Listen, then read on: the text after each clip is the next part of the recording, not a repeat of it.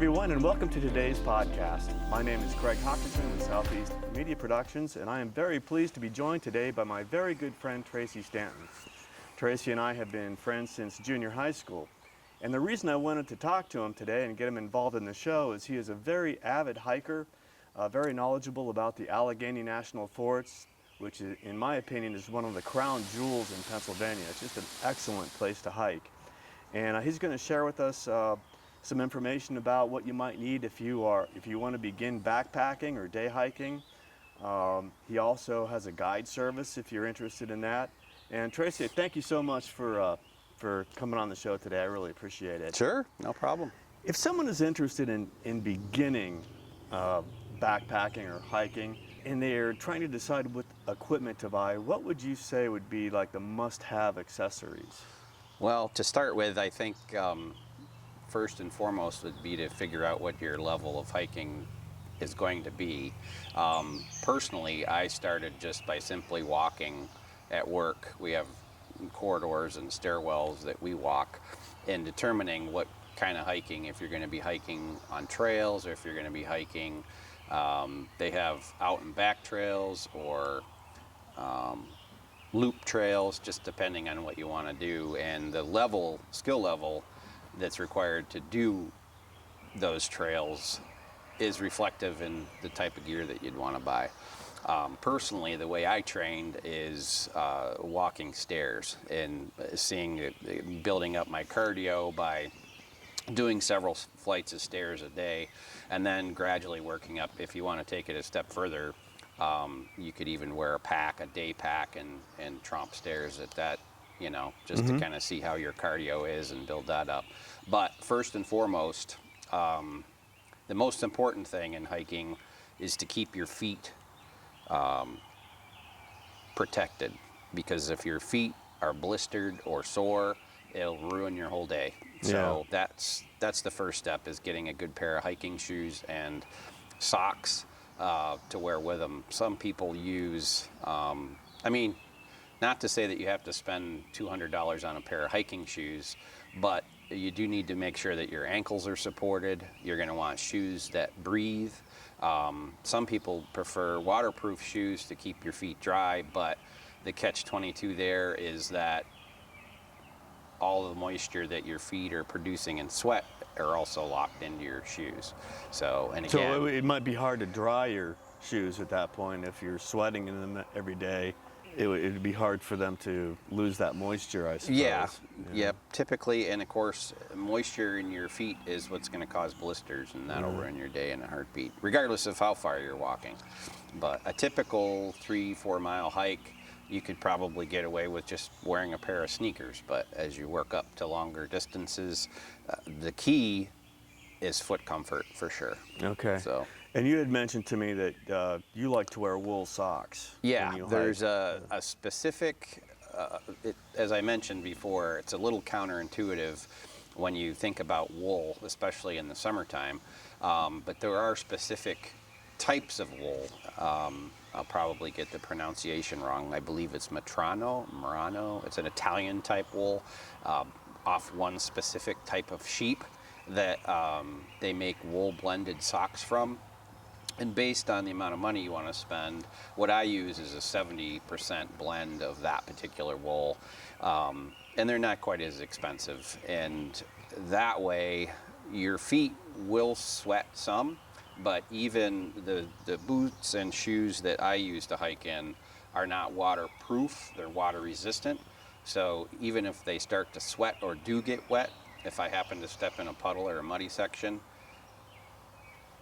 these socks wick the water away from your feet, so you're not tromping in wet feet. And that helps. It makes a big deal. Prevent blistering too, I suppose. Yeah. Right. Yeah. Yep. And I guess the next thing you'd want to consider would be what kind of pack you want, and I guess that would be on how long you want to go, right? Right. There's day packs.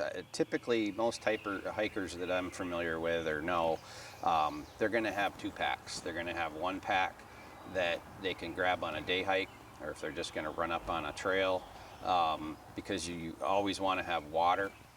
You always want to have some particular type, a light first aid kit, whether it be Band-Aids or tape or something, gauze. So you have to have a way to carry that. Something to cover the blisters because you wore the wrong socks. Yeah, right. But then a normal pack, most people, I think, on a typical overnight hike would probably want a 30 or 40 liter pack.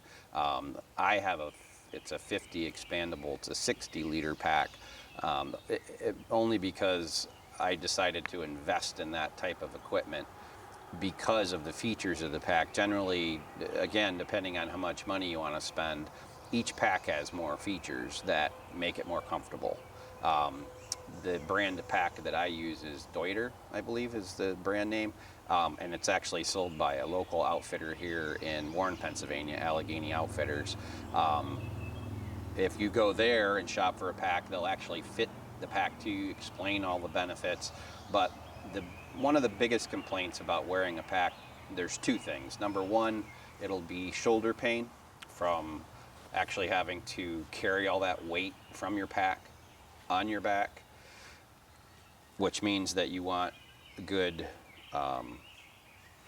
waist clips so that you can keep the majority of the weight off of your shoulders. And that are well padded too. Right. Yeah.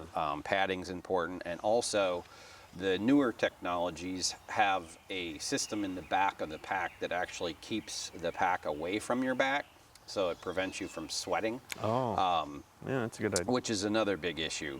And then also with Deuter, the pack will actually shift depending on the weight that's in the pack, and it kind of settles into your back, and they're extremely comfortable. My day pack is made by Columbia. It does have some venting in the back, but there's a big difference especially when it's hot out and you're hiking for 5 or 6 miles. You can definitely tell the difference in the two. You don't get anywhere near the circulation in your back, and it can just make it that much more uncomfortable for you. Well, I suppose one of the next considerations would be for backpacking, like if you need to sleep in the woods overnight, what kind of tent you want. Or I've actually talked to some hikers who use like a hammock, like a covered hammock type situation. Have you? Right. What do you do? Well, again, personally, looking at backpacking equipment and hiking equipment, depending on your skill level, some people are willing to sacrifice carrying more weight and being more comfortable, and some people are just interested in hiking as light as possible and getting into the woods. Personally, I kind of go with like a 50-50 type. I don't mind carrying the weight if I can be more comfortable, because just as important as keeping your feet comfortable and dry, a good night's sleep is key. Right. So, advantages and disadvantages over a backpack versus a tent. I'm sorry, not a backpack versus a tent, but a hammock versus a tent. I gotcha. A hammock, you're pretty much committed to sleeping on your back. So if you're a back sleeper, that's the way I would go also. Depending on the terrain and where you're going to be hiking, obviously there's considerations for trees. You don't have some place if you're to hiking hang in the it, then desert, it's not going to do you any good. Right. And there is actually attachments and accessories for hammocks if you are a side sleeper, that'll make the bottom, and of course depending on how you adjust it, you can make it more or less stiff too, which will enable you can lay on your side. And there is a guy that I know that I've hiked with recently that sleeps on his side and can adjust. He's used a hammock to the point where he knows how to fit it for him, and if he lays on his side, he can adjust his legs and adjust the tension of the hammock at the same time.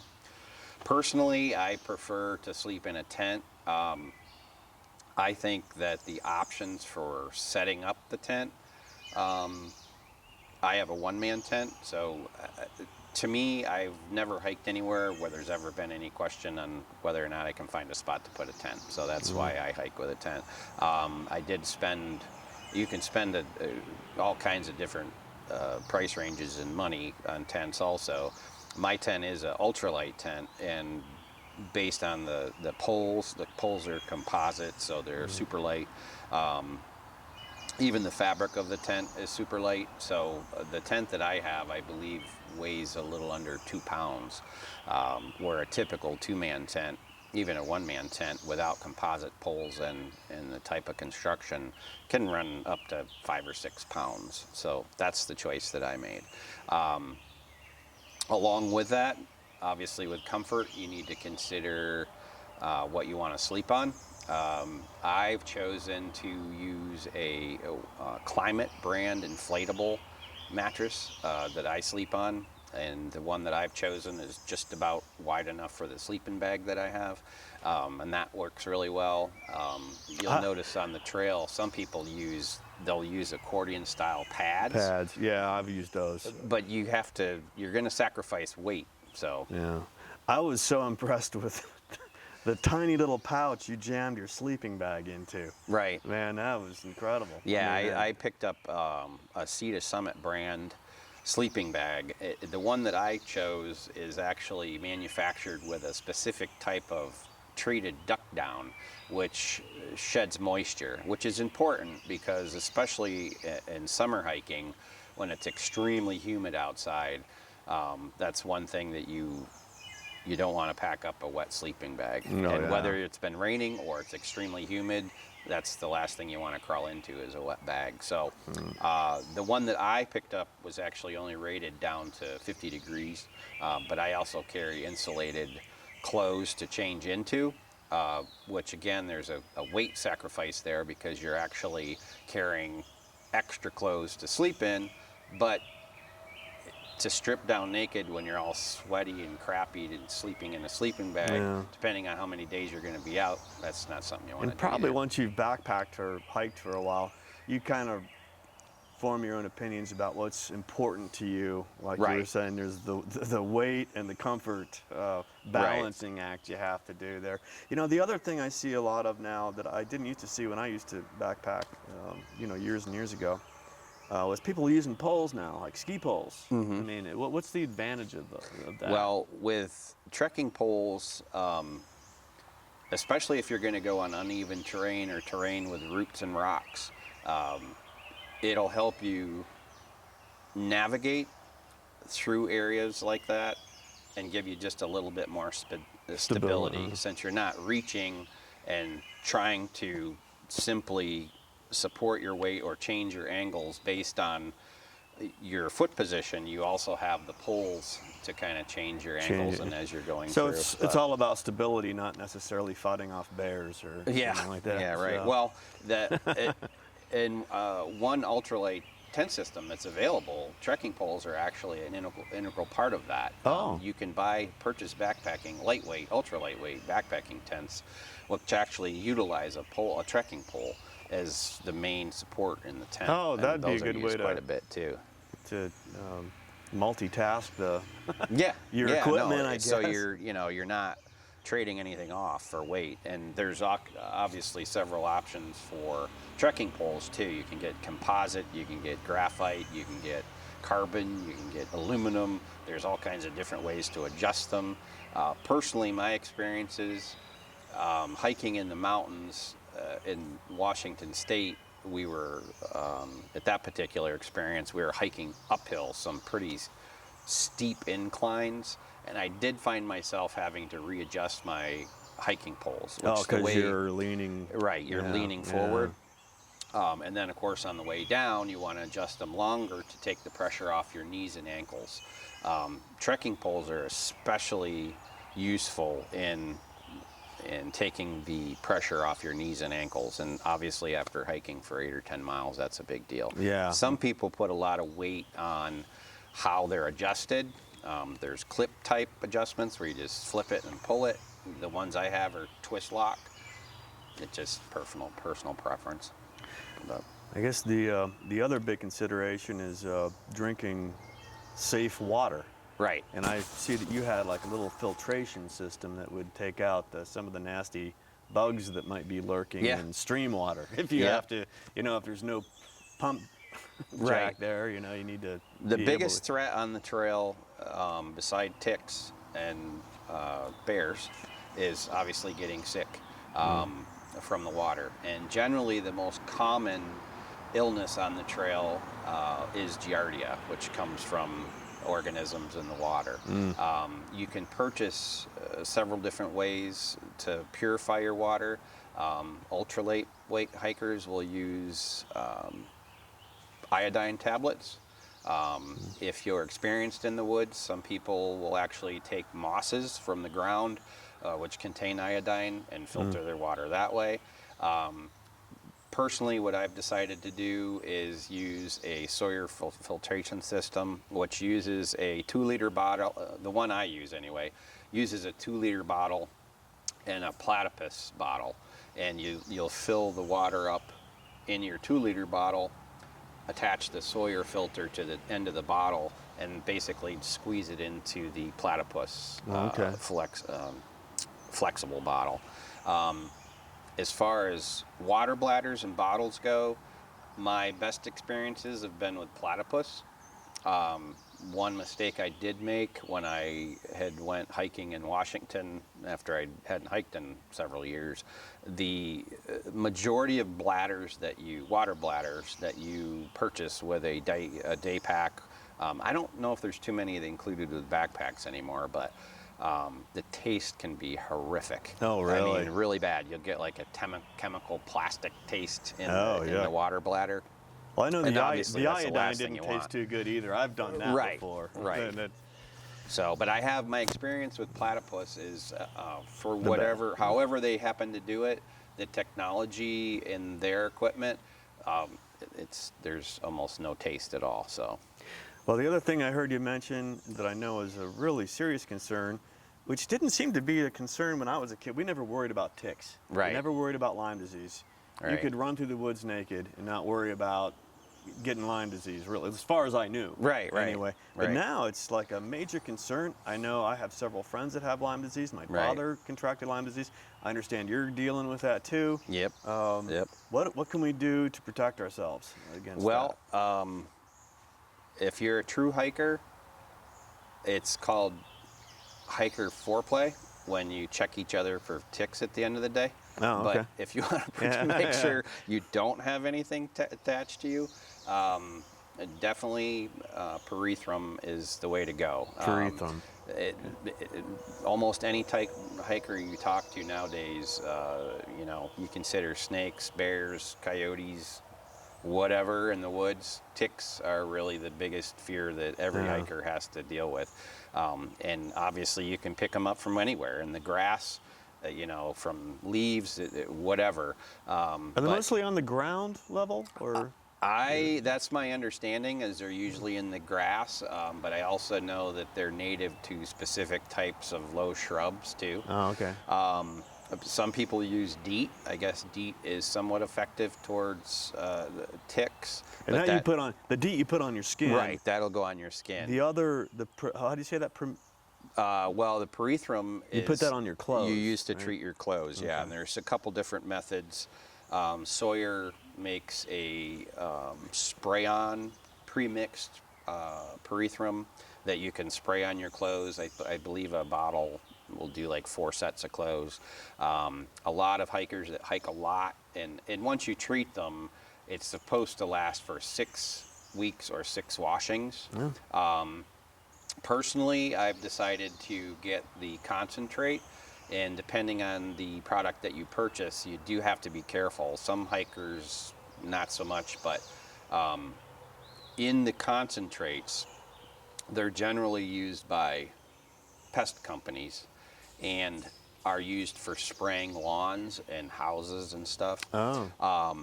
So the concentrates actually contain petroleum distillates along with the pyrethrum. Oh. So potentially you could be spraying your clothes with something that could irritate your skin. Right. So you have to be careful and do your research. There is some product out there that doesn't have petroleum distillates. And then there's 2 methods in treating your clothes. I pretty much retreat my clothes every time I go out. But I hang everything. I have a rack I hang everything on and soak it really good. Yeah. I soak my shoes, my socks, my pants, my shirt, even my belt, everything I soak in it. Spray it. Now there's another method too that you can use 1-gallon freezer bags where you get the formula and actually let your clothes soak in the pyrethrum.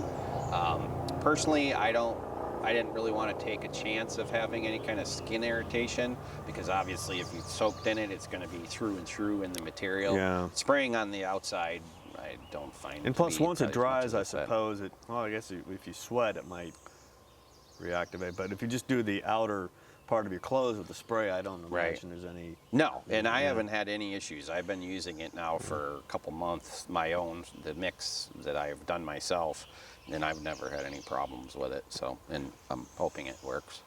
Well, I guess, yeah. Well, I hope so. Yeah. The next thing I guess we'd have to mention is food. If you're out there for a few days, you're going to need to pack some food with you. Yep. Is it still freeze-dried food pretty much, or is? Yeah, I know Allegheny Outfitters in Warren, because the fact that, it depends on what you want to eat. If you want a big carb load, you can get pastas. There's a lot of pastas. There's, from what I've seen on freeze-dried food, there's not really just like, okay, eat this and it has a perfect balance of everything you need. You're kind of either going to eat a little protein or you're going to eat a lot of carbs or whatever. And obviously, if you're only on the trail for a couple days, you don't need to eat a big pile of spaghetti if you're only hiking for 10 miles. If you're through hiking, then you're going to look at things a little differently. But generally, I think the most common piece of equipment on the trail is probably a jet boil, which is a piece of equipment that's used to start a fire and boil water. Okay. I believe it'll boil up to 2 cups of water in like 2.5 minutes. That's what I use. So if it's raining and you can't screw with starting a fire, right? If everything's wet, you wet, can at least heat that up. Is there a carbon monoxide problem? You can't use it in your tent, probably. You need to use it outside your tent. No, there's advantages to that particular system that I use. It's kind of a mix of butane and propane, I think. So it does burn super hot and clean. Some people use alcohol stoves. The problem with alcohol stoves, they do blow out fairly easy. The jet boil, it's all kind of self-contained. It's got like a little ring around it, so the fire won't blow out. Also, if you're in a high wind situation, it's protected that way too. And I've heard stories of other hikers that have used different methods like white gas and alcohol. The problem with those fuels is that if you do have to fill your burner, if you spill it, it's hard to detect it. And I've heard instances where, okay, I light my stove up and end up with a ground fire or whatever. There goes my fucking sleeping bag, right? So that's kind of a big issue too. Yeah. Well, I'm sure we've certainly not covered all the accessories and the equipment you could get, but do you think we covered the main ones? Or I think so. Okay. Yeah, it sounds like I think we covered everything. Nothing else I can think of. I wanted to spend a little time. I happened to be here, and we were able to shoot the Allegheny 100, which is a big backpacking hiking event where people can either hike 100 miles, 50 miles, or 25 miles. Did I get that right? Right. And the catch is you got to do it in 48 hours. Right. Yeah. Right. That's beyond me. Yeah. Within this year, I was just kind of looking for hiking groups and people that like to hike on Facebook. Allegheny Outfitters, again, they have a little hiking club that hikes on weekends. Nate Harrington hosts most of the hikes. So I was kind of involved with what they were doing, and I had seen some posts last fall from the Allegheny National Forest North Country Trail Chapter Association, and saw that they were doing some hikes. So they had a trail work day posted, so I decided to go to, I think I was Kellettville the first time. Met some super nice people. Great. Did some trail work on the North Country Trail. That particular day we dug some bog bridges out of the mud and reclaimed the walkable surface and installed a couple bog bridges on the North Country Trail, and got involved with those folks. And in the process learned about the A100, which is, like you mentioned, it's I believe it's strictly hosted by the Allegheny National Forest chapter of the North Country Trail Association. That's a lot of miles in a short amount of time. Right, Man. right. Oof. And this year, I guess they kind of change it up once in a while. This year, the trail went from, well, it's always the North Country Trail, but it actually started at Willow Bay. It would be just west of Salamanca, and went to Marionville. So, and it's in the process right now, I believe, probably about 12 hours into it, I think, something like that. So, yep. Well, people watching this podcast on YouTube or with some other video service, we're showing some footage of the event, and Yep. a lot of people, man. Yeah. And they were all gung ho and fired up. It's going to be interesting. We're going to try to catch up with some of them later today. Yeah. And I'm going to see the change in their energy Attitude. level. Yeah, right. Yeah. But, No, they actually lucked out this year because the weather, as you know, yesterday it was just absolutely beautiful. It's been raining. This has been a very, very wet spring, and that's been one of the challenges in doing the trail maintenance. Preparing for the A100 was trying to get things dried out a little bit. We did get, with a lot of the storms that blew through, we did end up getting a lot of trees cleared. We had a lot of trees down on the trail, but you can only do so much with the mud. So, and the trails are going to be muddy, but through there the were entire dry weekend, spots. It wasn't the trails weren't completely. There were some areas right, that were a little sloppy, right, but there was certainly plenty of drier areas too. So well, it's not one thing nice about the National Forest is there's a lot of water. I mean, the particular area that the trail runs is fairly close to the Kinzua Reservoir.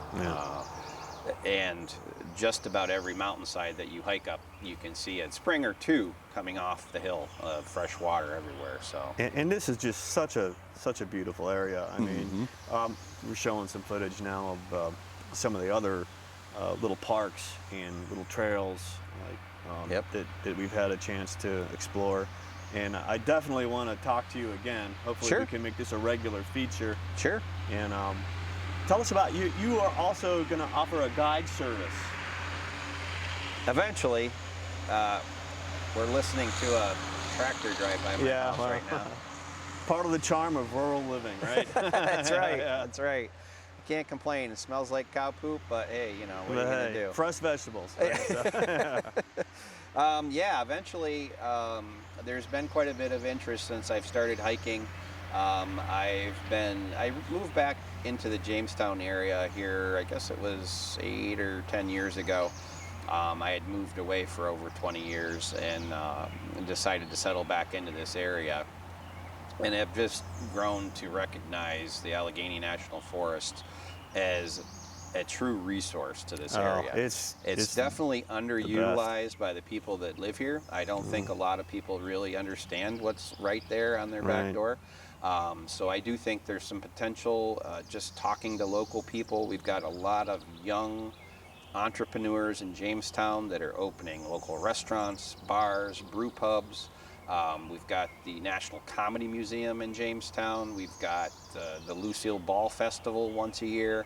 And I think if we can tie in awareness of our surroundings here in with some of the attractions and events that are going on in Jamestown, there's no way that we can't benefit from that. And my part in that, I'm hoping that someday, since I do love the outdoors and I love hiking and being outside, and I have to say the biggest treasure of hiking, whether it be on the North Country Trail or some of the other trails that I've been on, is the undiscovered treasures. I mean, there's marked trails and there's places that you can walk, but when you walk up through the woods after 5 or 6 miles and come upon this giant boulder that's covered in trees or this waterfall surrounded by hemlocks, I mean, it's undescribable how you can reconnect with nature in that situation. So someday, hopefully soon, I'll be involved with Airbnb and offering excursions through the Airbnb app. Well, that's great, man. You're the guy to do it too. I was so impressed with your knowledge of not only of hiking and backpacking, but of the area. You really seem to to know all the really great places to go in the Right. national forest. And Well, that's- this area has a lot of, it's got an intense history. This particular area that we're in now was first harvested trees. I mean, at one point in time, the big eye-opener when you go to the national forest is you have to remember that there was a day, except for the Heart's Content area, which is another beautiful area to explore, except for Heart's Content, which I believe is a little 10-acre plot, every tree in the national forest was cut down. Yeah. There was nothing there. So the forest that you're walking through is a second growth forest, but the beauty that you experience, it's just Well, indescribable. in Florida, the forest burns down every few years. Right. Anyway, and Right. ecotourism, I think, is going to become a big. In Florida, it's huge. People will come just to kayak in the intercoastal waterway or walk through the birding trails. There's a lot of birding trails in Florida and stuff. And I think, man, there's a lot better outdoors stuff to do here in, in Pennsylvania than Florida, in my opinion. Oh yeah, You know. and we've just talked about hiking. That doesn't even include kayaking and boating and everything else. Rock climbing. There's actually even a rock climbing club in Warren that they go up to Rimrock. Rimrock, yeah, Rimrock is so awesome. Mountain biking. They just put new mountain biking trails. Jake's Rocks, yeah. So, yeah, There's a lot to do. a lot of potential. So, Well, hey, man, I sure appreciate you doing this, Yeah, and I, sure thing. I hope you're willing to do it several more times Yeah. because there's so much more to talk about. not a But, problem. if I make Anytime. this too long, people won't watch it. Thanks, buddy. Sure thing.